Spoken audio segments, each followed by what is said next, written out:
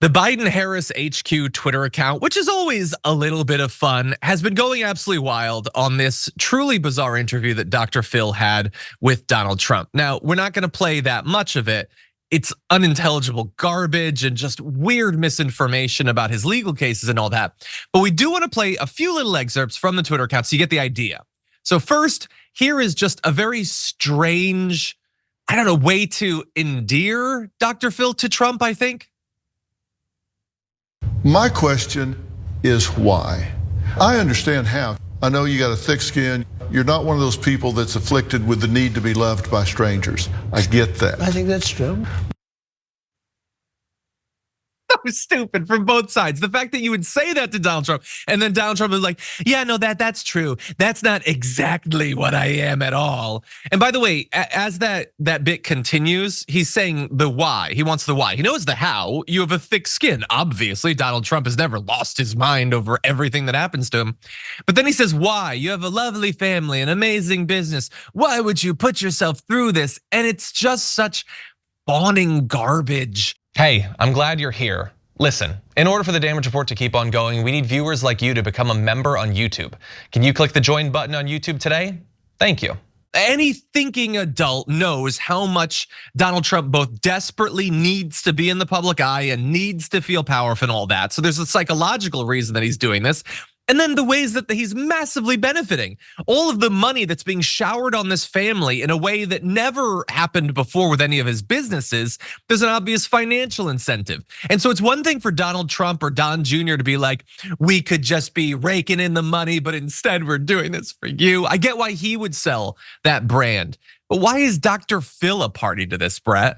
Maybe you know more about Dr. Phil than me. I don't think you understand the extent to which most on-camera personalities actually physically deteriorate when there's not lights and camera and action in their face. There's a book that I wrote called Please, Please, Please Look at Me: The Tales of a Minor League Cable Sensation, about how if I don't get looked at, I physically decompose and spiritually decompose. And that, I think, is the main motivator in having someone like Dr. Phil show up. Because Dr. Phil, as we know, like if your name is Dr. Phil and you're basically HIPAA-ing everybody who comes on your show and you think that you can tangibly benefit their lives in like a 12-minute segment, you're probably not the doctoriest of doctors. And that's what happened. And people ride this amazing wave. They say that in America, we don't know how to do a second act.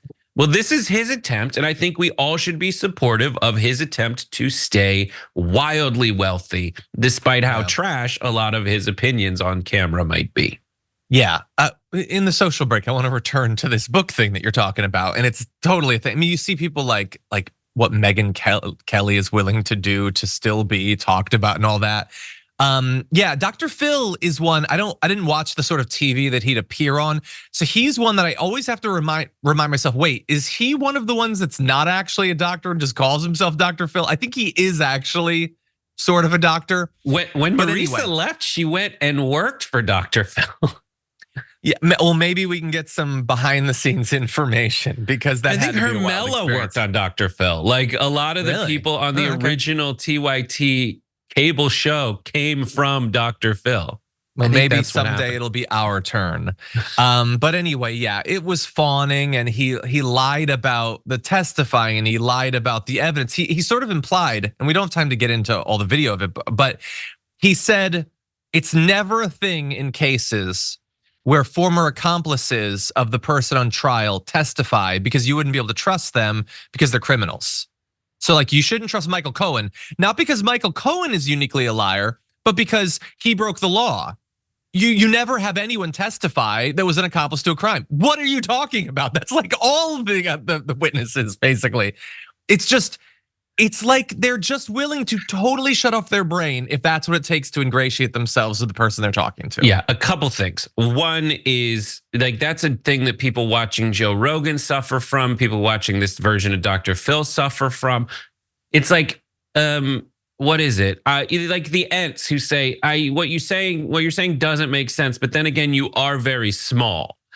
Like it's this weird lack of logic. Like what you're saying, I won't even question because you're on TV. You're interviewing the president. There seems to be a lot of financial support behind you. Money equals status. So I can't really question this. The fact that this guy would go on television, not realize he doesn't know what the witness protection program is, and that anyone could, be a rat and talk to the government and cooperate. Like, no, obviously people are giving him a little too much extra credit. And then the other thing when you talk about like Megyn Kelly, obviously changing her stripes, Dr. Phil doing this weird turn. Like we know that it's like, do people notice that they've utterly changed? Like one, a lot of people just aren't paying that close attention. And two, if they are paying close attention, they're still getting something out of this change. That thing is they get to be outraged. They get to be angry. They get to feel superior to the person they're watching. They get to say, Megyn Kelly, you suck. And I'm gonna watch the way in which you suck. And Megyn Kelly's like, money's still green to me. Yeah. And that's the weird symbiotic relationship between the hate watcher and the hateable watchee.